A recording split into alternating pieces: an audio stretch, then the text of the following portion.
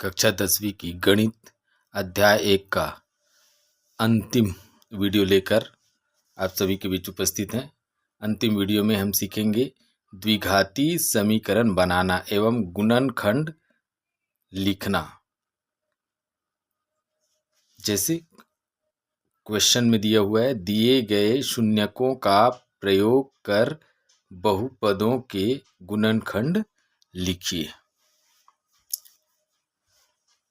जैसे क्वेश्चन पहला में दिया हुआ है, शून्य दिया है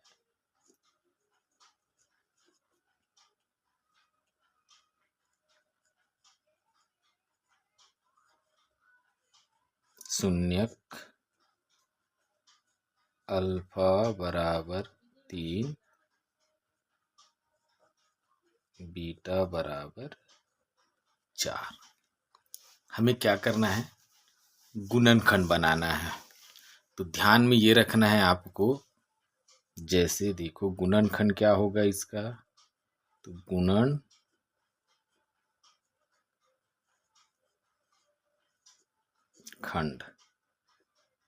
x धन अल्फा गुणित x धन बीटा। ध्यान में रखना है, जैसे अल्फा का वैल्यू क्या दिया हुआ है 3, बीटा का वैल्यू क्या दिया हुआ है 4। तो जब भी हम गुणनखंड बनाएंगे तो माइनस चेंज हो जाएगा, चिन्ह जो होगा वो चेंज हो जाएगा। जैसे यहाँ पर कितना दिया है +3 है और ये +4 है। तो जब हम गुणनखंड में लिखेंगे तो माइनस में आ जाएगा दोनों। अगर माइनस में है तो प्लस में चला जाएगा, प्लस में है तो माइनस में आएगा। तो इसका आंसर क्या हो जाएगा, देखिए एक्स अल्फा का वैल्यू 3 है तो उसको हम यहाँ पर क्या लिखेंगे ऋण 3 गुणित बीटा का वैल्यू क्या है 4 है तो यहाँ पर x ऋण 4 लिखेंगे। यही हमारा क्या हो जाएगा आंसर।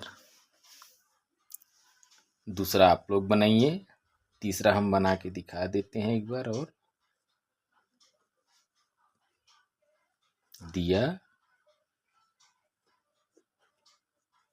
है क्या अल्फा बराबर 1/2 बीटा बराबर ऋण 1/2। तो फिर से हमें वही लिखना है, गुणनखंड क्या होगा, तो गुणनखंड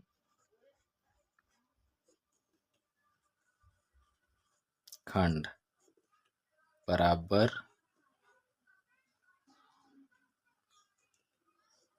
x धन अल्फा गुणित x धन बीटा के रूप में। अब फिर से हमें ध्यान में रखना है, यहाँ पर अल्फा के वैल्यू किस में है प्लस में है तो यहाँ पे आ जाएगा माइनस, यहाँ पर माइनस है तो प्लस में आ जाएगा। तो इज इक्वल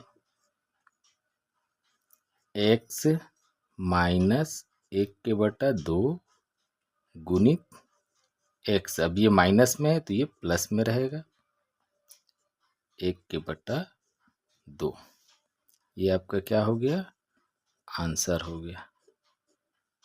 इसी तरीके से हम दूसरे सवाल को भी निकाल सकते हैं और अन्य शून्यकों को दिए होने पर भी आप इसी प्रकार से गुणनखंड निकाल सकते हैं।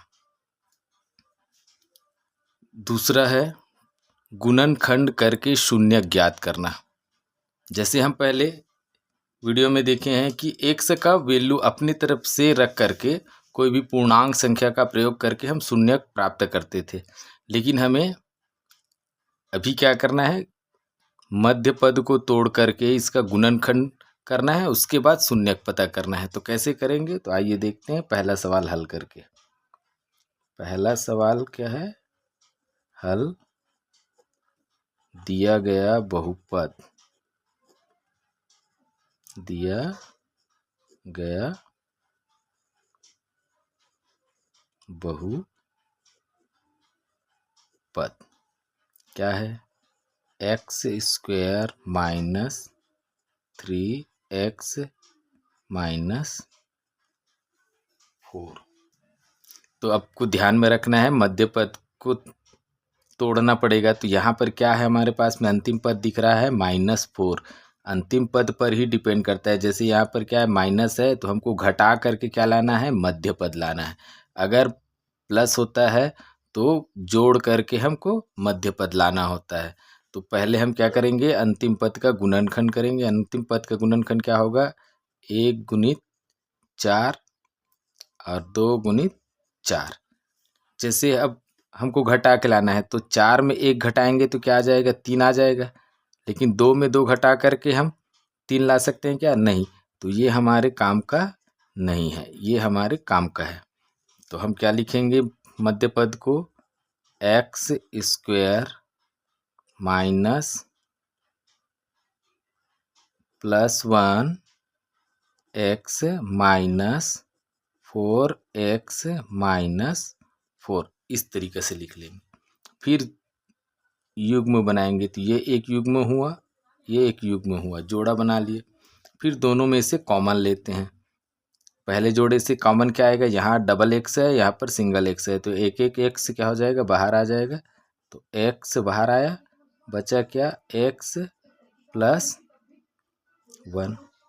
फिर दूसरे युग में से माइनस निकालेंगे सबसे पहले, तो माइनस, फिर साथ में दोनों में 4 दिख रहा है तो 4 निकालेंगे। अब ये हो जाएगा एक्स, माइनस की जगह में क्या आ जाएगा, +1। ये इस तरीके से आ जाएगा। अब देखिए यहाँ पर क्या हुआ, x+1, यहाँ पर क्या है, x+1, तो x+1 क्या हो जाएगा, कॉमन आ जाएगा। तो x+1 फिर गुणित x माइनस, शेष पदों को लिखना है ये। तो ये गुणनखंड में टूट गया। अब हमें क्या निकालना है, शून्यक निकालना है। तो बहुपद का शून्यक क्या होगा, बहुपद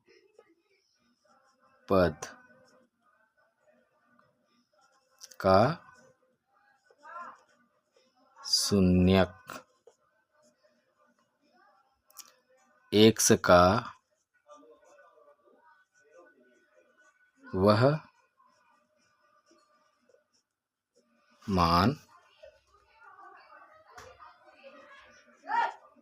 होगा जिसके लिए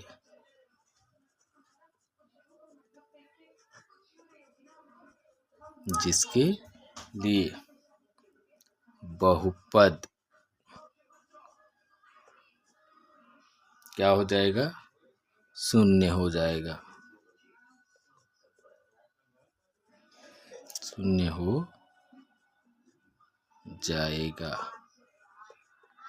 इस तरीके से शून्यक निकालना है। अब हमको गुणनखंड हमने तोड़ लिया, अब शून्यक निकालना है। तो शून्यक होने के लिए क्या होगा, बहुपद का शून्यक x का वह मान होगा जिसके लिए बहुपद शून्य हो जाएगा। अर्थात हम क्या लिख सकते हैं, अर्थात x+1 गुणित x माइनस 4 इज इक्वल लिख लेंगे 0। अब क्या करना है, पहले पद को 0 के इक्वल में लेना है। तो x+1 इज इक्वल 0। अब 1 को उधर पक्षांतर कर देंगे तो क्या हो जाएगा, x इज इक्वल, एक 1 उधर जाएगा तो प्लस में है तो क्या हो जाएगा, माइनस। एक शून्य प्राप्त हो गया। दूसरे पद को लेंगे तो x माइनस 4 इज इक्वल क्या होगा, 0। अब 4 को उधर पक्षांतर कर देंगे तो क्या हो जाएगा, x इज इक्वल -4 है तो उधर जाके क्या हो जाएगा, +4। इस प्रकार हम शून्यक निकाल लिए। तो बहुपद x² -3x -4 का शून्यक क्या हो जाएगा, -1 और -4। ठीक, तो हम क्या लिखेंगे आंसर, अतः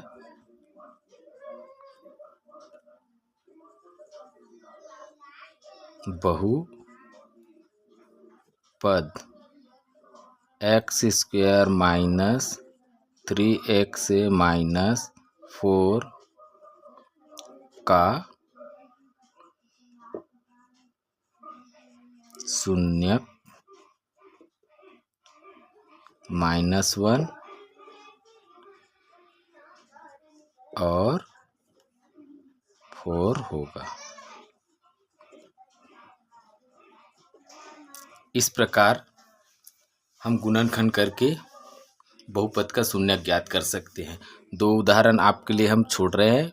पहला उदाहरण, दूसरा उदाहरण है x² - 5x + 6 और तीसरा उदाहरण है 2x² - 7x - 9। तो यह रही कक्षा 10वीं की गणित अध्याय 1 का अंतिम वीडियो रहा। और आप अध्याय 1 की पूरा सीरीज देखना चाहते हैं तो प्लेलिस्ट में जा कर के देख सकते हैं। पूरे 6 भाग का प्लेलिस्ट में बना हुआ है। वीडियो अच्छी लगी